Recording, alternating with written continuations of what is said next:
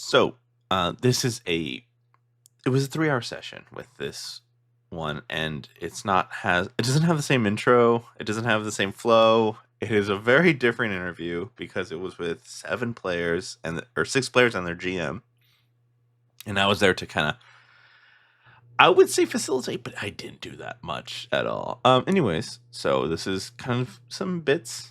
I'll run the intro. We'll start the regular podcast, but I think there's some good bits in here that I kept, and just a little bit of a breath to see who the players are and who the DM is, kind of overall. But if you want to see all 3 hours, it's on Patreon.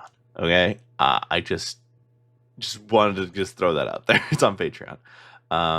There's gonna be a moment of silence in between some time skips, and it'll show later. But yeah, y'all enjoy this very different episode of Dungeons & Grease.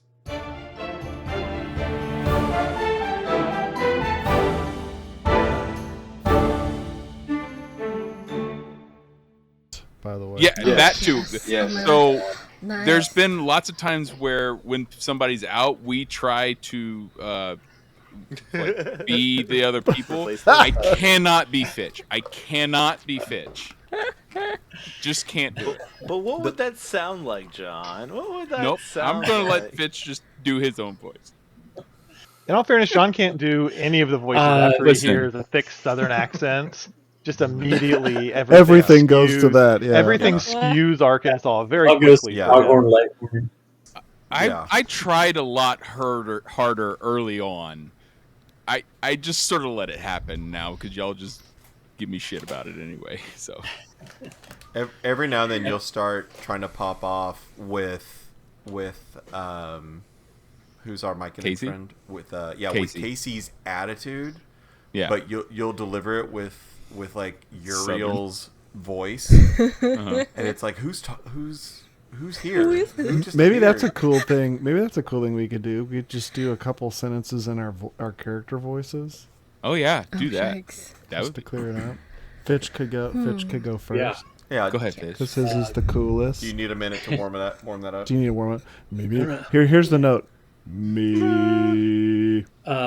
Fitch's accent modelled after the Yorkshire accent from England, and I'm sure that vary widely into Scottish and Irish and probably all parts of the UK, but it was supposed to be from Yorkshire. Very good. Very crisp. Nice. Very nice. Very nice. Mm. So, Does everyone have an accent? what A little kind bit. of has?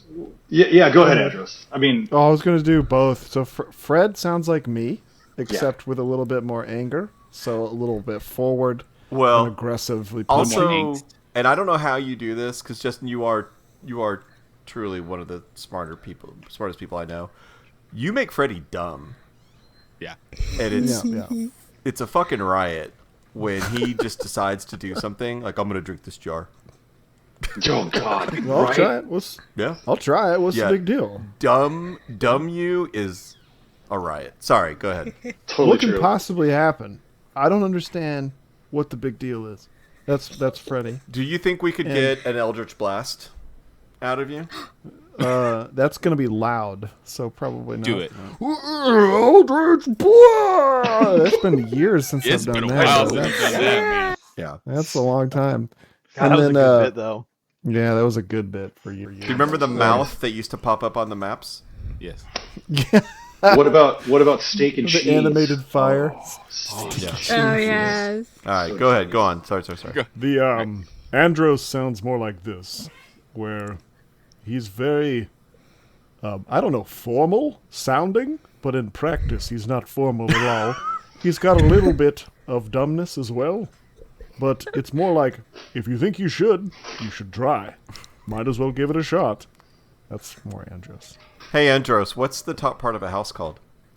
I've recently learned it's called a roof, I believe. So proud of you. Made of tiles and shingles, sometimes composite and sometimes stonework, which is actually pretty cool. Look at Stonework. you. So proud.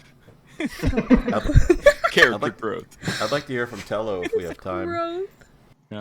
Yeah, I mean, Tello, we mentioned Foghorn Leghorn earlier, and Tello talks like he's got a mouthful of molasses a lot of times, and uh, really, kind of the accent came into it when it was a fun bit for him to start spinning about the circle of life and how beautiful it is that, when something dies, it gives its life force up to the ground, and it's eaten so that life can be returned to the cycle, and it can be born again, and then it grows, and it utilizes the life that nourished it from death, and that turned into life, and then the cycle keeps going, and it dies, and it feeds into the earth, and then it right. creates more energy. All right, I'm and- gonna let you finish, but what's the name of the island you're from? Portal Island. Nope. You don't forgot. remember?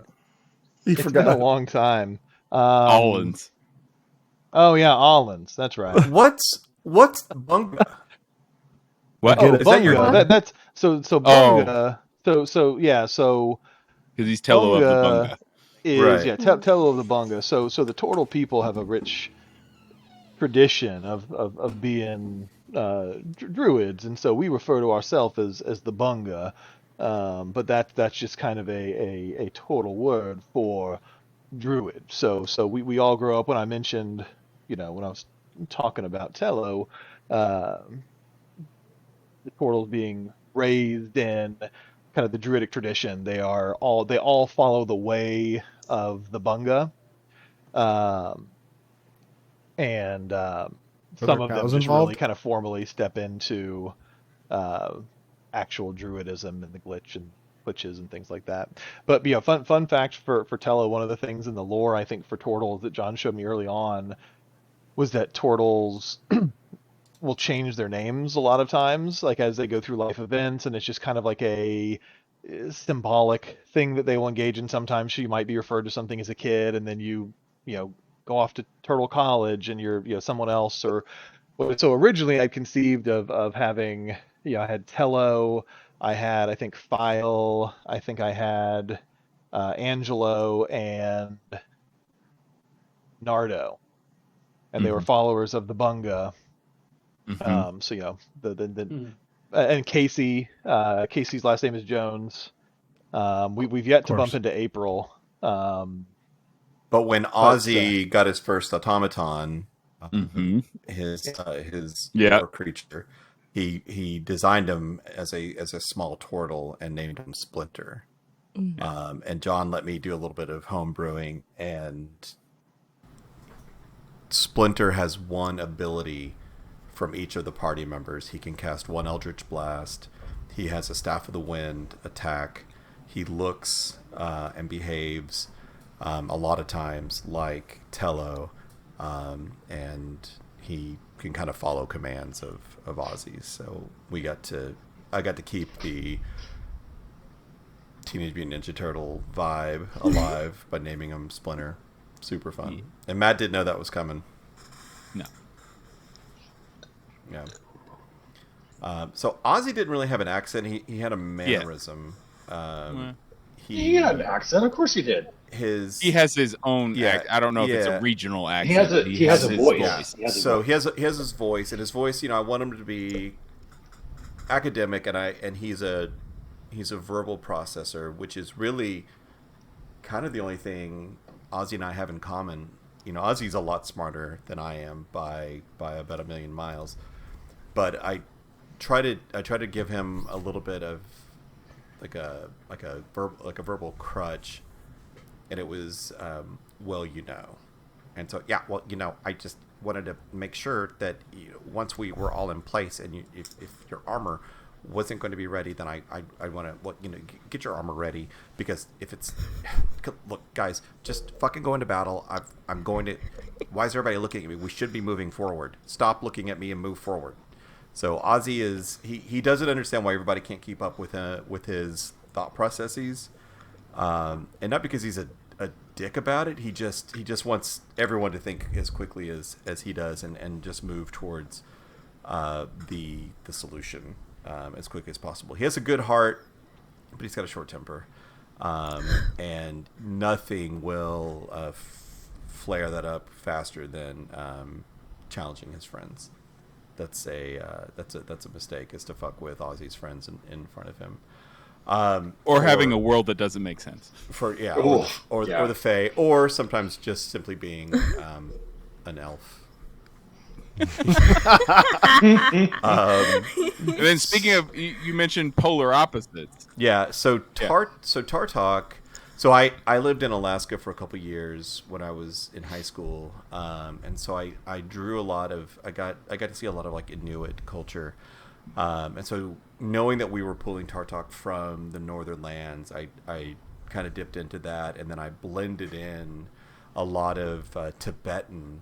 So like we'll do whenever we do our sweats. There's a big mix of both Tibetan kind of metaphysical culture and Alaskan or Inuit like practices, and so for Tartok's voice, he does go much slower than Ozzy.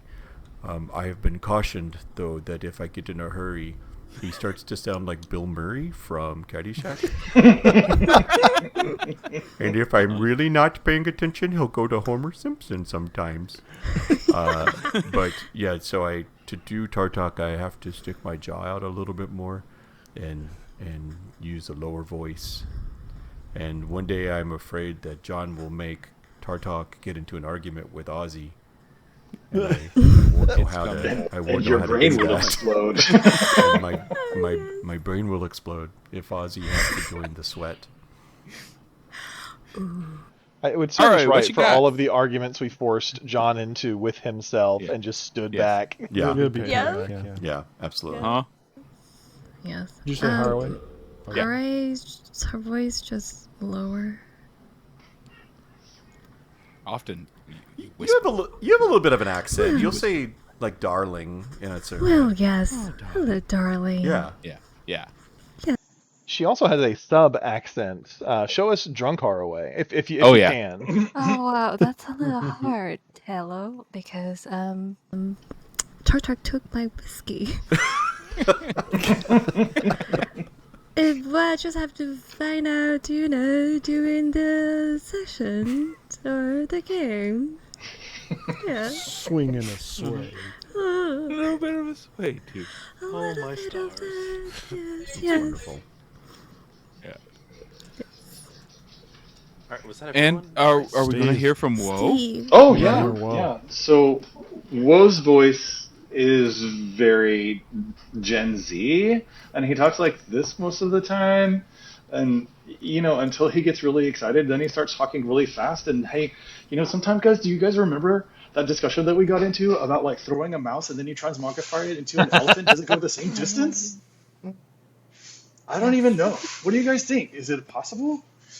That was an actual like real That was the actual thing that was pretty ongoing debate, which I don't know if your listeners would be interested in chiming in on. Let's not get into that one. It's similar to. I'm not. Maybe later. I'm not being. Darling. I'm not going to be Believe goaded that? into this again. Whoa. You should I'm be. not. I'm you're just not- look, saying. I'm not. You're not going to get me in.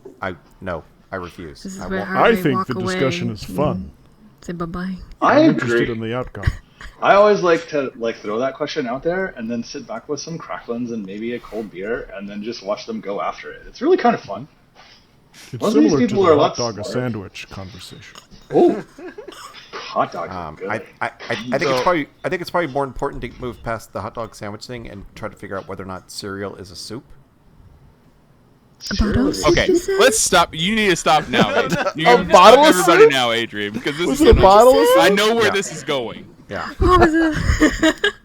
Okay, I'm going to do one last question. I'll probably like break up this episode, but because listen, Yeah. I was like doing the math in my head. If all of us talk for 4 minutes, that's an hour, right? I don't know. Well, no. Anyways. Only if we talk one at a time. If we talk all at the same time for 4 minutes. Yeah. It's 4 minutes. It's yeah, just 4 it's minutes. 4 minutes. So go. We Can do you that. split that Yeah, audio? no, Right, Yeah, right. just do it that way. Just give us each our own track. At the same I time. get a track, and Matt We'll gets a be track, fine. and John And gets a then track, you and can Wani just gets a have so track. much fun. Yeah, You with all it's it. should super agree easy to to do it that tracks. way. This is going to be the biggest But we won't project be I've able to done. understand. Matt's not talking and Tim's not talking, so I don't think this is going to work. Yeah, that didn't work out right. It's going to stretch out. We have to Oh, do a wait, did you guys countdown want for me that. to talk about that time where we Right, had a right. trout and we like threw it out the window and we were all like Fish talking souls. to it I and talked Fish about that on the souls. first Yeah. episode Yeah. that I Fish had souls with has its own. The fish bowl. Fish souls Yes. was that was Eight- one of the best. Just like Poor John. Just- Just yeah, dug just- himself a hole, and we would absolutely Well- not let him out of it. But Adrian was trying to ask us a question, and Yes. I will take credit for derailing that. I'm sorry. Go ahead. You talked about a lot of, having some polar opposites from yourself, but also polar opposites with your character. What is something that you connect with your characters, like from your, like real life? Like, do you take some inspiration from something, or is there what part of you is in your character? Oh, absolutely. I can jump in on that very, very easily. Woe has so much kindness inside of him that, it's easy. Well, no, it's not always easy. In my real life, we live in really troubled times right now, and I think Woe would find the best in everybody, no matter how horrible everybody else around him may be.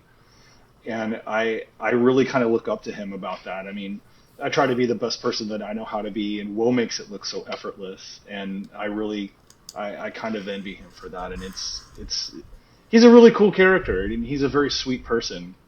And I genuinely love him for that. His kind heart really, really shines, and he kind of inspires me to be the best person that I know how to be anyway, to try to be anyway. But I don't know. He loves so hard and so recklessly and so much. He loves his team and his family. He considers all of these people his family, even though Haraway tried to murder him twice. He loves her too. So, but yeah, I love that question, man. I think for Who would like to go Ozzy, next? the only thing I think Ozzy and I have in common is fierce loyalty. Just love of the group, love of the people who honor me, and letting me be just part of it. And I think for Tartok, it's wanting everyone to be okay. Tartok holds the sweat lodges. He brings up hard questions with the party to check in on them and see how they're doing. And I think some of the guys on the call would tell you that's an Adam move. I'm reaching out and saying, hey, how are you actually doing? Are you all right? That, and I think both of them have their own sense of humor, and I'm funny sometimes.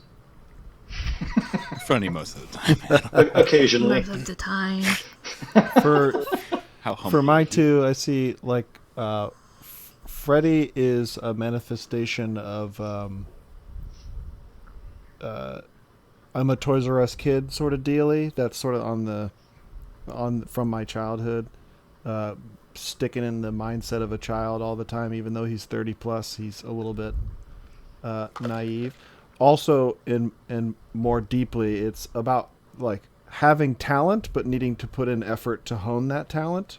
So one of these things, having that magical skill and needing to put in work to hone that magical skill is something that I thought would be fun in a character. I don't necessarily have don't necessarily have a lot of inherent talent, and I've done a lot of work in a lot of those areas. I think there's a level of hey, I get angry if I'm not good at something the first time I do it, which I think manifested in in Freddy a lot, which was fun. And then for Andros, I think the closest tie for that one is the quality of leadership, leadership quality of trudging forward. The outcome and consequences are what they are, and decisions need to be made in order to move the ball forward. So, and that's what I kind of do in real life is take the information you have and make the best decision available, consider the trade-offs and push forward. And Glory Paladin aligns really well with that. Well, not to consider the trade-off part. Not consider the trade. The trade-off is like angled in the opposite way. Is a pile of former dead teammates. Correct. Yeah. So the Andros fun part is in real life. I mean, I manage a lot of software engineers and all that sort of stuff. So I consider the team a lot, like the individuals along the way. Andros is learning too. So it's like one of those characters that you get to build the skill that I've been building over my career so far. Yeah. Right on, man. Matt. You say, Oh, go ahead. Oh no, Tim. After you, sir. Timothy. Tim. I was just gonna say, Tello. Fitch, I knew that was coming. Damn it, Matt. That shit happens all the time. I don't know what to do here. I'm just gonna let it slide. Go ahead, Tim. No, I was just gonna say, Fitch is in a lot of ways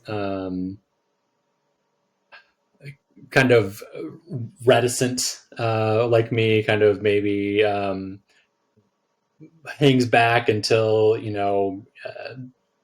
he's sure of what the right move is, until he reaches like a tipping point, and then that's when he jumps through the portal or whatever, and whether it's the right thing to do or not, it's like he gets to a cliff and is going to do something, and it may be jump or it may be throw an acorn, but and that's something that I put into Fitch that I wish maybe I had a little bit more of myself, is to be the dude who goes in head first into stuff.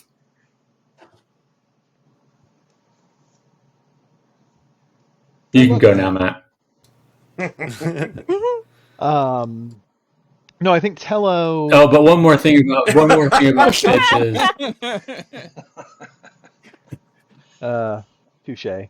No, I think Tello. One of the things I think is probably most similar is,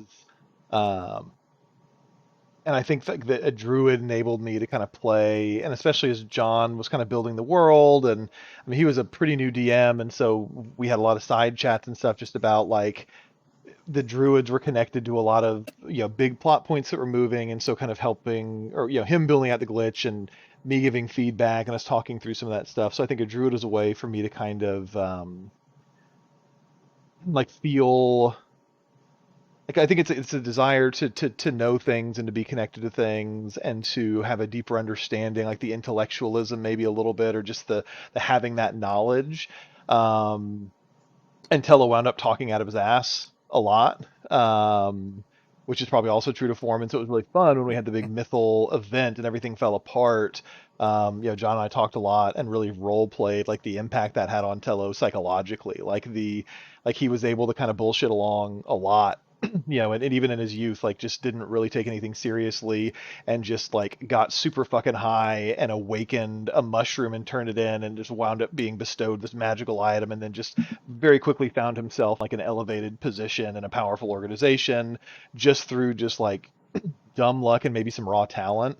But then was quickly realized the lack of depth of his understanding, and while he knew some stuff, I think he was very humbled with what he didn't know, and there were real consequences for what he didn't know and wasn't prepared to do, and maybe bit off more than he could chew. So I think that's something that's been fun to kind of role play through, and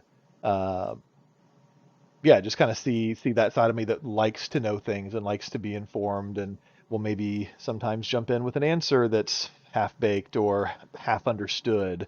I'm going to supplement your answer a little bit, Matt, because please do. And I don't think you're being like falsely modest, but Matt has an incredible ability. It's almost like Doctor Strange seeing all the outcomes. Matt, above the table, it's in life. I mean, I work with him. I see this on a pretty regular basis. You can tell him what the triggering event is, and he's pretty capable of seeing in two directions some of the possible outcomes, and it is one of his superpowers when he embraces it. It can be paralyzing when he fears it, and we see it in Tello, where we will say, I mean, Adrian, there is an episode somewhere where all we had to do was cross a puddle. A literal puddle. Yeah. Literally a puddle. It took most of a session. It was a whole session. And I'm not blaming Matt, but it's Matt's fault. And but I was role playing, damn it. But to the point, Adrian, that we have a term in game called heflining. Yes. Which is when you approach a problem with enough caution to gain the benefit of engaging, but with not enough investment to receive any blowback should it fail. And that started in the prison where we met you and Woe. I polymorphed into a cat, and I told John that I wanted to follow the guard enough to. I want to keep close enough to keep tabs, but not be so close as to arouse suspicion. Yeah, and that is avoiding a stealth check. And, but and be acting naturally. It has since become known as heflining, and that's the jokey, but in real life, both Matt and Tello are very capable of drawing conclusions from very little data, and sometimes it's a little bit of Hamlet where you're like, Jesus Christ, just make a decision. But other times it's like, holy shit, I had never thought that could be one of the outcomes. I'm really glad he brought that up. Yeah. 100%. Which I think is one of the other cool things about being in the group, because that is a natural tendency I have, is just the paralysis by analysis, and Tello is very prone to that as well, much to the chagrin of everybody.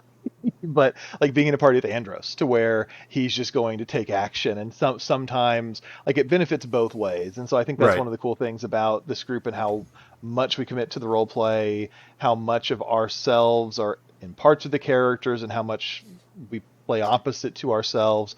There's still like an interplay between those things, and it's a learning experience, and it helps to shape. I mean, yeah, it helps to shape that experience, because Tello, without an Andros or an Ozzy when he was in the group, or without someone to say, hey, we got to go. Like, we can't just sit here and list out all of the make the perfect plan. At some point, we just have to move. It is really cool to see how the party, how the strengths are weaknesses sometimes, and the weaknesses are strengths sometimes, and how we can kind of balance each other out and actually. And once the plan is in action, you can count on Tello to have your back one. He's bought in. Oh, he doesn't. He does. He doesn't continue to say, "But if we'd gone this other way," he doesn't pout. He doesn't drag his feet. It's, hey, if we're going to execute, he signs up to face a danger. While all this is true, I don't want to pull the wool, because 70% of our sessions are all jokes. 30% is actually playing the game. You can typically see Heflining coming with the phrase, John, can I... Does Tello know? Hey, John, does Tello... Would Tello know if... John, would Tello know? Does Tello understand? I mean, I understand. Matt understands. But does Tello... Does Tello know if tomorrow? Yeah, that's when we call for. It's not about weather. That's when it calls for a bio break. Wani hasn't gone. Yeah, Wani. Me? Well, the question is about the connection. Yeah, how are you like with the character? You for real and your character. Oh, I think it's like hooray! It's kind of like, I guess, as character connection. It's like the dark side is what you're trying to say. The dark side of Wani. Well, I think it's it's like the regroup. I think, and you say what you want to say. I think yes.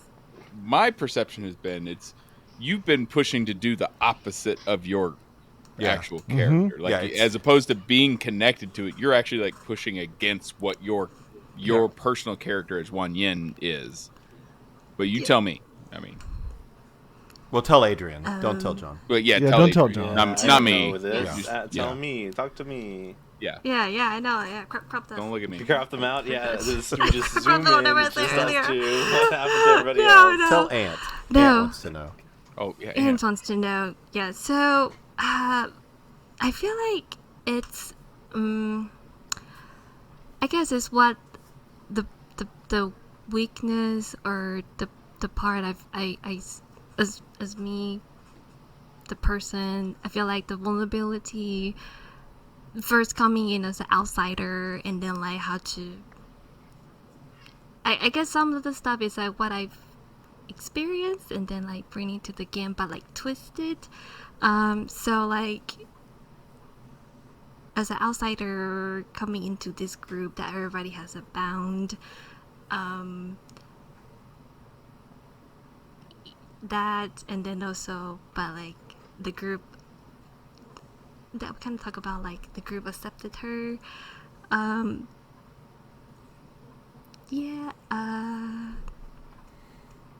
think at one point, each one of us was an outsider to the group, right? I mean, I was Absolutely. when I walked into Ryan, Justin, and Matt playing. This is an old history of friends, and I walked in as Matt's friend, and soon enough, I was part of the table, right? Yeah, I was but jello- always yeah, gel. I was jello. I was Yeah. jelling Justin's phone. Gel forever. And then Matt and I know Steve from work, and we brought Steve in, and then it was Steve's turn to be the new guy and to kind of be the outsider. And Yeah, then it was nerve-wracking. Wani has her connection to Justin, to Justin. his table, and she was kind of an observer, and it was her turn to be an outsider and as a player, and came in, and then I know Tim and I go back about 20 years. I asked if Tim could come in and join, so it was his turn to be an outsider. But there's still something I think profound about Wani. I mean, she's the only woman in the table, and my God, when she's not here, Oh God. Shit goes crazy. feral. It's literally feral. We start chewing off our own ankles. It's an absolute disaster. So there are still some interesting cultural moments where we have to pause and maybe explain a joke or decide whether or not we really want to. And there are times that someone makes like a dirty joke, and I'm like, Justin, you have to explain. And we have to why. tell her not to. I am ashamed of myself. I don't have any shame. In true fashion of this table, no one is not family for very long. This, the word that Tartak brought to the table is Elad. It's just a word that I looked up that means it's like tribal family. We have that here, and you only have to. It's like quartet. Yeah, if you listen to if you read the Stephen King Dark Tower series, it's Ka and Quartet. We have that above table. I mean, these, if I can drop this in real quick, I lost my dad 5 years ago today, and 5 years ago, a month from now, I rolled my dice with this group for the first time, and then in March the following year, we went into quarantine. Yeah. And so I'm grieving the loss of my dad. I'm not engaging with people. I'm an extrovert, so I'm withering and dying. But every Thursday at 7:30, I'm connecting with this stupid game from the 70s that kids play. And it's absolutely saving my life. Because I know I can shut off reality. There was no quarantine. There was no COVID in Tuthanasan. There was a blight, but we dealt with that. And here 5 years later, the most engaging, most important part of my week sometimes is just knowing that whatever else happened, wherever else I've been and wherever else I was, Thursdays at 8, I'm going to be okay for a few hours, and I'm going to get to see my Ela, this group. Aw, I love you, man. Yes. Oh, yeah. From my perspective, for Wani's character, it's an opportunity to experiment with vices that Wan Yen would never dream of. Yeah.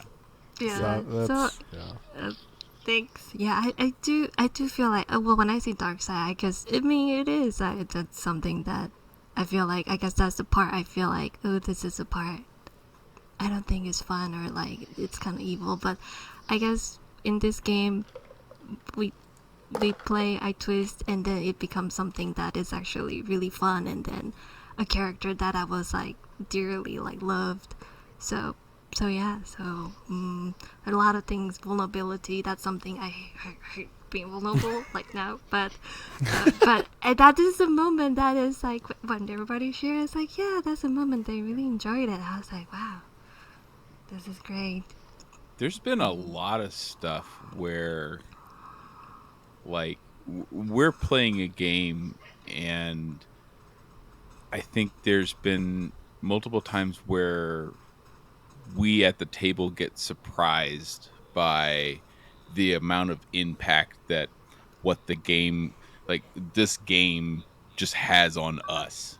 Mm-hmm. And I think that comes from, playing characters that are outside of who we are, and playing characters that are like related to us, and it's just being in a safe place and having them interact with each other. And I think that there has been a lot of times where there's been we've been able to experience emotions and stuff in a safe space that Sure.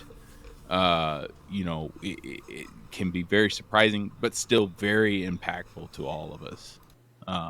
Yeah, 100%. I think that's us Yeah. leaning hard into the role play, because even for all the shit we give each other and for all the joking around we do and all of that, like when it comes to the game and whatever, like it's something we all take very seriously, and we all role play like to the best of our ability, and we Right. try to, John encourages us to have built nuanced characters with flaws and strengths, and I think that also helps, the interplay that we talked about with the group, to where, yeah, I think these dynamics are created because there's a bit of us in our characters, maybe a bit of the opposite of us, but it's still these just kind of like this really talented group of role players who, and then I think the trust at the table too, I think that's huge. And the fact that we brought in so many people, and it just kind of keeps, like, it's just the culture of our table is just that it's, it's okay to cry, or it's okay to be vulnerable, or it's, yeah, I mean, just, and I think that's the cool thing is it really gives us a lot of, latitude to really explore those things. And yeah, we've had, I mean, countless, I mean, every character has 4 or 5 just, I want to say epic moments, like, there's certainly moments of heroism, but just epic moments of role play where there are these massive resolutions or these massive conflicts. And like, yeah, it's really, I think that's one of the coolest things. And I think I mean, it all goes back to the trust and the culture of the table. And I think the fact, I don't know who it comes from or how you create. It's me. Okay, yeah, that's fair. Yeah. that's right. I mean, Yeah. You're welcome. Yeah. it definitely wasn't Yeah, I can smell Garen. it, yeah. Once we got him out of there, Yeah, things really yeah. started Oh, to. Christ. Tree. Good old We went the whole time. We went tree the whole punching I thought we Garen. were gonna make it. I thought we were gonna make Old it. mayonnaise wand Garen. We still love you, Ryan, but Old He's not tree gonna listen to puncher. this. No, Fucked over Shine Bright. there is one thing I kind of want to expand a little bit on what Matt was talking about, but I have to give so much credit to John. Sometimes it's easy for me to forget that all of this has come out of his brain. There's such And but yeah, that is true, Justin. Yes. And his kids' brains. and his kid's Yes, brain. Yes, there's been tie-ins there too. But Yes. I mean, not their butts though. Just there No. have been. It's been such That's a. gonna stop. It's been such a rich journey. I mean, and I feel particularly honored to be a part of this.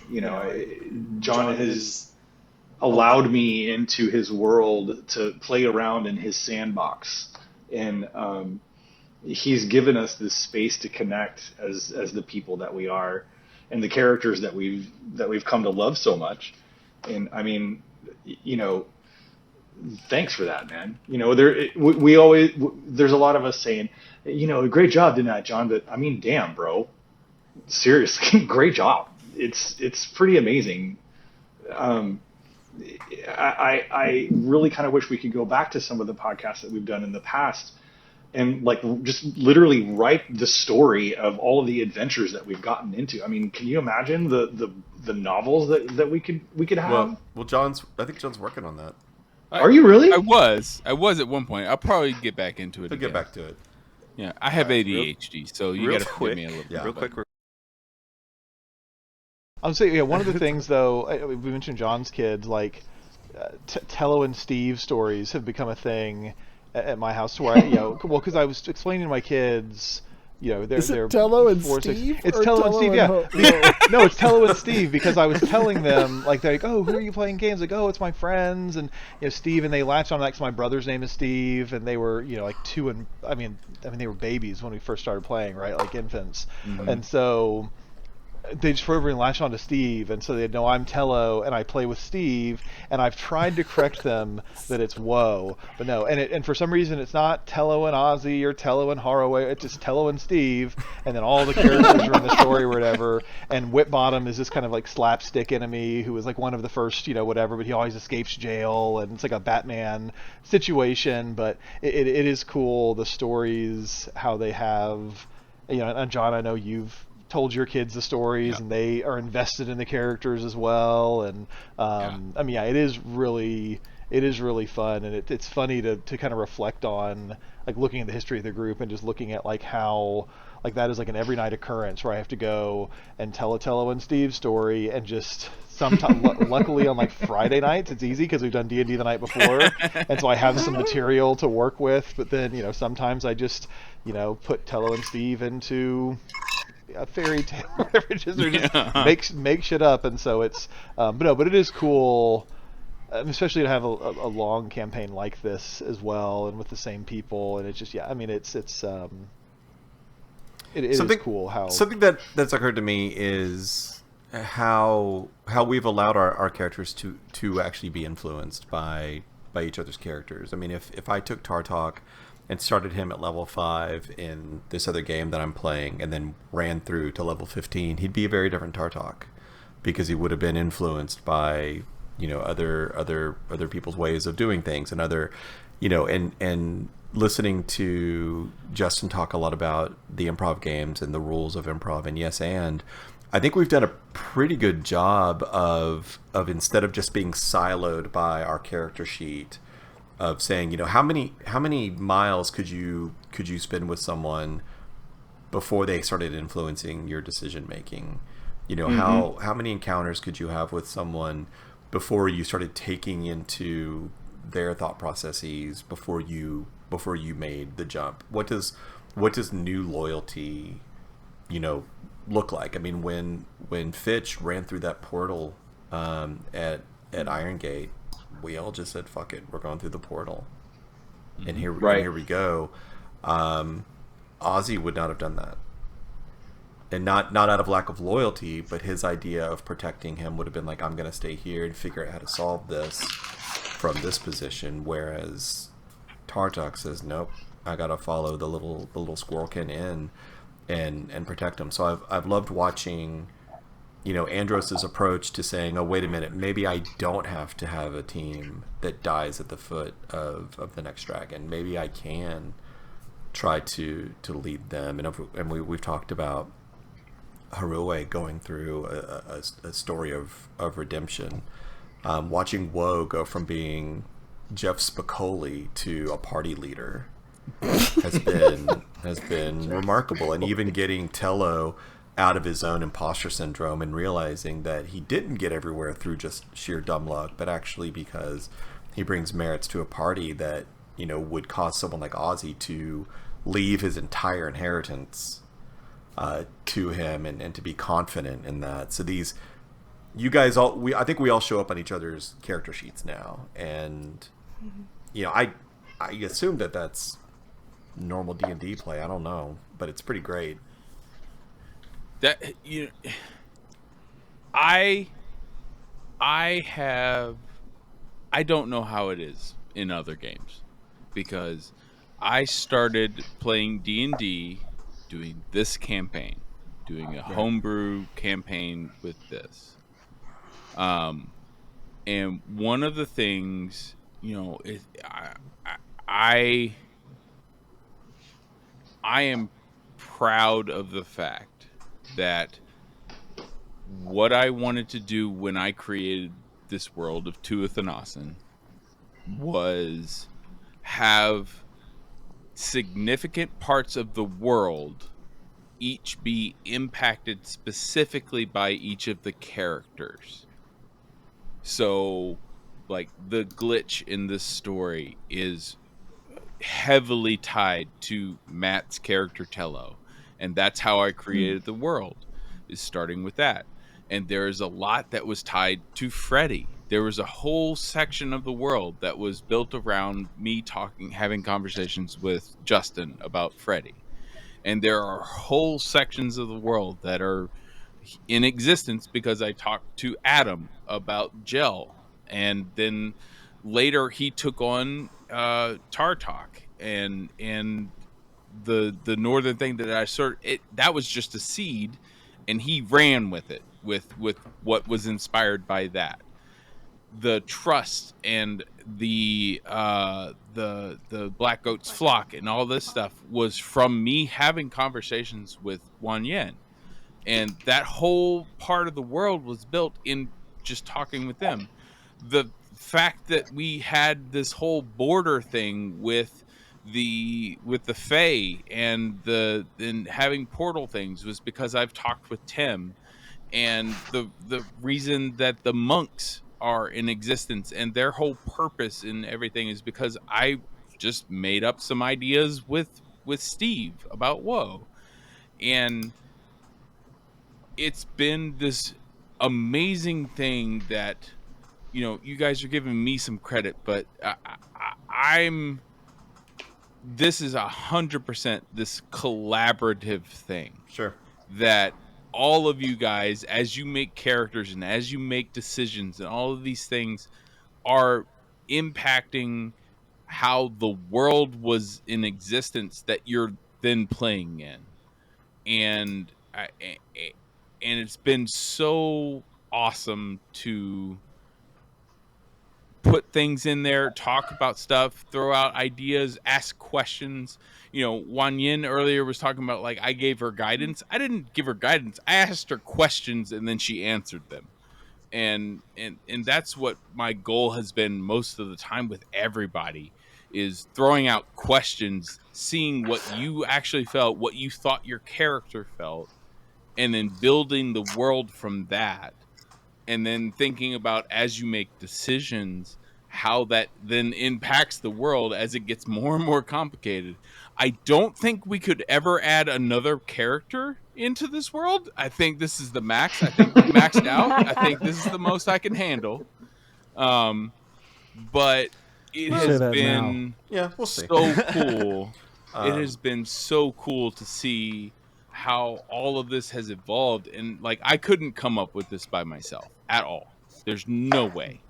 John, you can't say, That's like, fair. I ask questions and that's not guidance. Like, that's literally guidance. That's what dude. guidance It's like is. you asking the right questions. The term and leading then- question? Yeah, that's guidance. Yeah. I agree.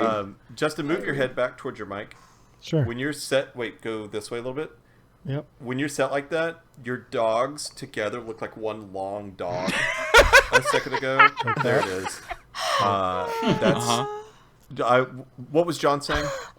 I don't know. I'm focused on the dogs now. John, All right, you. I'm going you, to John, end you- this Oh, sorry. Go as ahead. best as I can. Yeah.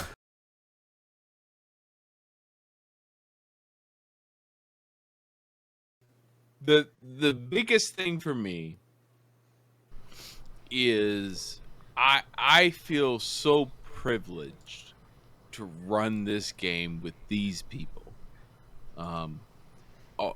Every single one of them has contributed so much to this story that it is not mine. It is ours.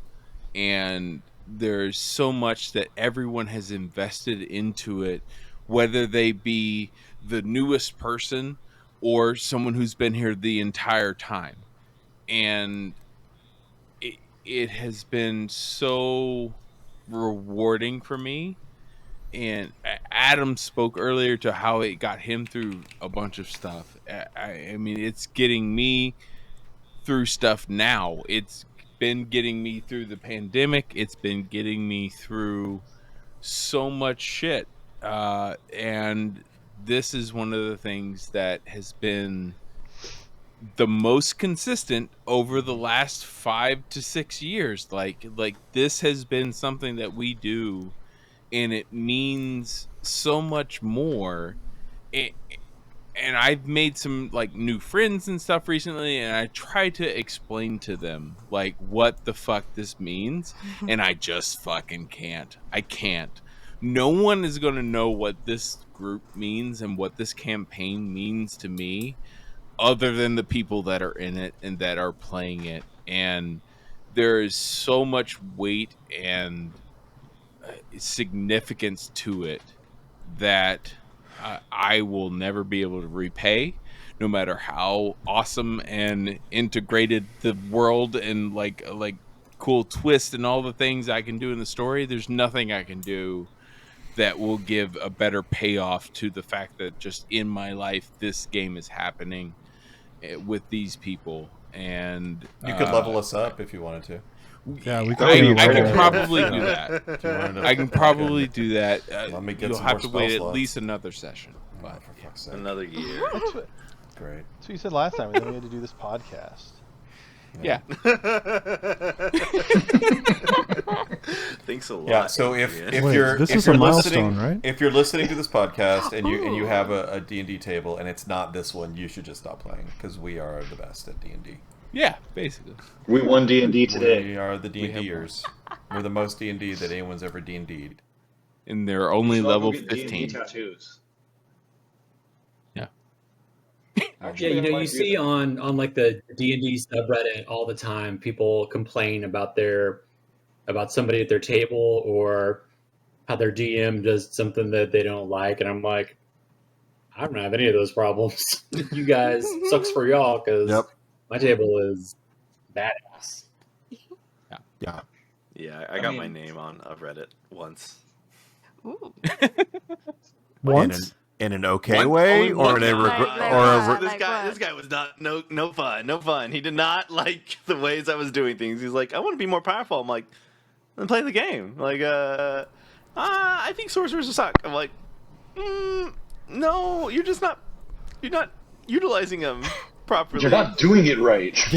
Well, he literally was like, I'm not going to take any spells that emits light. I'm like, that's a cool character choice. And he's like, I can't use fireball. I'm like, okay, you gonna stick with your choice? Sucks to have consequences, bro. That's something I have loved about this table is people make choices and they stick with them. I think that's been great. It's fun to fail sometimes. It's fun to fail sometimes. Absolutely. My friend 100% Justin said that. Yeah, absolutely. Yeah, but it's more Like- fun to fuck over John's plans, I think. That also That's super fun. It's way more fun. That's the most fun. I'm not gonna lie. like It's- the it's- one time it's fun Fitch for me said, too. "I jump in the portal to the end of the game." I push Wani into a hole. Uh-huh. I remember Well, John like- going, "Are we doing this?" And I went, "We're doing it." Are you serious? Yeah. Serious right now?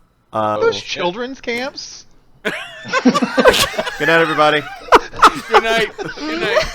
We're done. No, We're done. done. And this is what happens at the end of every session. It just devolves into chaos. Those children's kids. Oh no. You know what's cool? Yes. I mean, with just talking about Awani's arc at the end, like more than anyone at the table, I think I trust her to make like the truest character decision and to really like. I mean, and she mentioned before like agonizing over decisions before and whatever. Like it's so like the characters conflicted, and so you see Wan Yen conflicted, and like I really don't think like I think if I was put in a situation at the end of Betray the Party, I'd be like, man, I can't fuck over Justin and Adam and Steve. Right. Like it would be like it would Bad not be a decision. character driven decision. Right. It would be, but like I feel like I trust like Wani to make the most appropriate call for her at the end, and I She's have had the most no practice. idea how that's going to go. But it's like yeah. I'm finding Tartok protecting. I'm trying to think how to phrase this. Protecting Harue's potential development into good, while also simultaneously protecting the world. I mean, she cut off Pepperoni's finger. Yeah. Oh, damn, Like- that's She right. straight Like up guys, just cut it off. recently, Yeah. good, Yeah, that was good version. like the other day. Yeah, of Harue cut off a neutral character's finger for information because we thought maybe they beat someone up that we know. So there's still very much there's a song Distrust. there's a song by 10,000 Maniacs that Natalie Merchant wrote for her brother when he joined the military, and she said, I hope that when you meet the world, you won't meet it with a gun. And there's still a sense that Tartok has of, man, I want Harue to know that she can walk into any encounter and not feel like she might have to kill someone while she's there. Like it can just be an encounter. And so it's weird. In protecting the world from Harue, he's trying to protect her from herself. Well, Whoa, deep, dude. Anyway, That was awesome. John, John. We can end it here. We're good. We can, watching No, John simultaneously develop both certainty and trust. It's been remarkable, because I think early on we definitely had a few times where you had to do because I'm the DM and I said so. Still has to do that. And yeah, but only it's funny. You only do it now on the petty shit. You don't do it on world building stuff. You do it when we want to, I don't know, set something on fire that you don't. You do it when we want to wake up a living tree, and it's not time to wake up a living tree, and you have to say no, not right now because I said so. But you have really demonstrated a lot of trust in us. And I think with that trust has become more certainty on your part, where you are more confident that if you give us more toys in the sandbox to play with, we're not going to wreck your world. And it's been fun to watch you do both of those things. Yeah. So my favorite. I don't know if you did this on purpose, John, but if you did, you're a little bit of a genius. But the I definitely did it on purpose. I don't know what you're about to say. got it. Makes a lot of sense. So by delegating out the story creation to your players, you've harnessed your ADHD as a benefit to the group. You do keep organization and all the flow through all these pieces, but harnessing out the quote quote heavy lifting of these different sections, it enables you to completely unintentionally disconnect or forget or move on to a different thing, and all of this lore and shit exists with all these other humans already, and you could just flip right back to it without having to worry about pulling out some 3-ring binder or series of 3-ring binders that you have on a shelf in your in your garage or something. So that's been my favorite piece, and the constant development for sure. I don't know if you did that on purpose. Did you? I started out with 3-ring binders. Like That makes sense. I started out with that shit, and then I definitely think that as we've gone on, I trust you guys. Like we have a story that we are developing together, and I'm trusting y'all to be there with it, and yeah, it has there has been a certain amount of releasing my notes, and you guys as a group have pushed the story forward in a way that I'm letting you do that. I think we had many conversations early on about like railroading versus it being a Guidance. sandbox, Right. and I really wanted it to be a sandbox, but we needed to have some tracks or at least paths for you guys to follow for the story to move forward. And I think that we've reached a point to where I can allow you to have the freedom of the sandbox, but as a group, you move forward in a path that is more clear.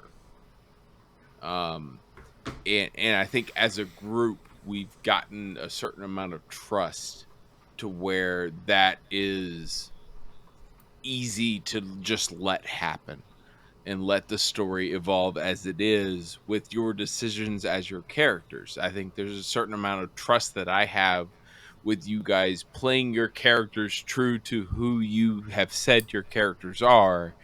Like, we have broken away from thinking about how to win the game, how to win Dungeons and Mm-hmm. Dragons, and we're just in the story, and you think about who your character is and what your choices would be based on who your character is, and that moves the story forward in a way that is easier for me to just let you do it, and I trust you to let you do it as characters, and we evolve the story as we go. And I think that has taken me several years to get to that comfort. I think there was many times early on in this campaign where I was trying to write a novel. I was trying to write the story, and you guys were bringing me inspiration to that story, but I was still trying to control to a certain extent like what that was going to direct towards. And now there is a certain amount of letting go of what you guys decide, because I trust you all as a group, as a party, as individual characters to make decisions based on these bigger picture ideas that I have that are set in motion, and then just it's a moment. It's exciting and fun for me because I don't know exactly what you're going to do, and I get to react to what you're doing. And I think that is where this game becomes the most fun, Yeah, 100. where you all don't feel like I am railroading you, where you are making your own decisions as your characters, and I can think about how things are happening in the background, and then you just interact with them, and we see what fucking happens, and To be we clear, I move think we forward still from want to there. win D&D. Just Yeah, we still want to win. Yeah. Which actually I do have a question for you, John, and I'm Uh-huh. putting you on the spot in front of Sure. this audience and everybody. How close to end game are we? So y'all are level 15 Yeah, at this point, right? right. Yeah, you should know 16 that. tomorrow. My Right. Oh, my nice. my expectation Yes. is that we will get to level 20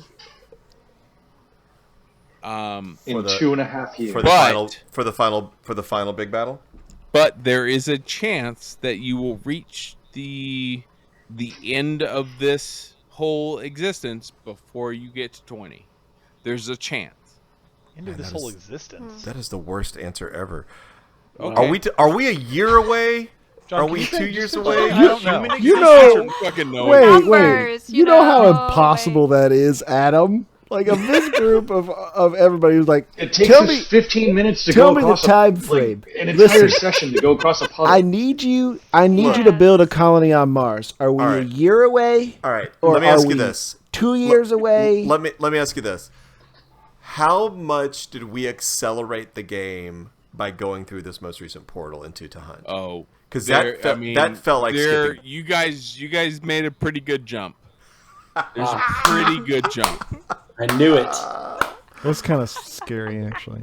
But yeah. how much did we also slow down because you had to throw a bunch of bullshit together while you figured out what to do? Well, I won't answer that question. How many? All right. How many? Without getting into spoilers, how many of the to hunt encounters that we've had have you been sitting on waiting for us to get there? Versus my how God. much of it where you're like, oh fucking Tim and his fucking squirrel portal bullshit made everybody go to hunt, and now I've got to come up with a bunch of encounters while these So- guys move towards this mysterious thing off in the distance. There are parts of To Hunt that I have had planned for 4 years. Okay, and we're seeing that now. You're starting to get into that, yes. So the 3 quarry years pit, later. Joe Average, the big beetle thing under the ground. Listen, and, I will fully admit here on this podcast that goes out to the world, I didn't fucking know the name of Joe Average. Of Average Joe. That's fine. That's Average fair. Joe. I That's fine. pulled that one. I pulled Okay. Average Joe out of my ass. But Alright? but you knew there was going to be a guy that we were going to There- encounter. He He knew his name started with J. Just wasn't clear it was Joe Average. Average Joe. The results and the mechanics of the world that you encountered through your interaction with Average Joe were understood ahead of time. They were plotted. Okay. Yes. So All right. there is a certain amount of the end game here that I have had planned for 4+ years. Yeah. Um, And we've accelerated And- that a little bit. yeah. And you guys are absolutely scratching the surface. At the risk of pre-20 Scratching the early surface. death. All right. Correct. I All right. will say you are scratching the surface early. All right. Adrian, But- you got to have Scratching us the surface. you got to have us back on in 5 years when we wrap this thing up. Yeah, 5 years. That's the timer. 5 years. Yes. I'll be finished with this episode by then. Yeah. It's 4 hours, you know. Speaking of, you Are guys, we I gotta moving tap out, into man. Yeah. into Yeah. into part Are 3 we- of Yeah, episode it's- whatever it is? Yeah, Steve is leaving. It's midnight 37 where John is. I think Yeah. Yeah, we're it is. losing people. Yeah. We should probably call it. I think Adrian's also sitting there saying, "I can't use any of this." Yeah. Adrian's sitting there thinking, The I have to fuck just- fucking the edit fuck all of just this happened? with all of these Listen, I'm gonna people give and them they the talk first for part. 4 The rest hours? goes onto Patreon. I'm not fucking editing that. That just goes in raw. Okay. Okay, great. Sweet. Raw to Nice. Patreon. Thank you all so much. It's been a blast. I didn't have to do any talking, so like my clip is just the first and the last bit, and that's it. I can just edit everything else out. But thank you all so much. I always love jumping in when I can and just listening to y'all just riff. So it's always a fun time to listen to y'all. Oh, I, well, thanks I for have having us. I have one last question for you, Adrian. Oh my gosh, it's gonna take an hour. No, this is specifically for you. Uh-huh. Do you think that you'll have another podcast episode with this many people involved? I don't know about 7, but I have considered talking to someone that like a AP wrap up.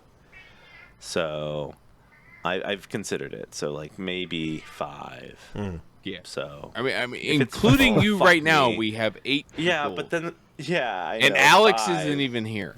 Hey, stop it! Yeah. Stop interviewing the host, John. Okay, sorry. All right. Well, this has been fun. I'm gonna just add Alex's part right here because I don't want to do that. Copy and paste it from a different episode. Brownie points for those who know what episode it's from. You can also find us wherever pods are cast. You can rate, subscribe, send them to your friends, enemies, lovers. You can also find us on the Patreon. You can find us on all the social medias at Dungeon and Degrees. Thanks. And yeah, thanks for listening. My name's Adrian. Go have some fun. Bye.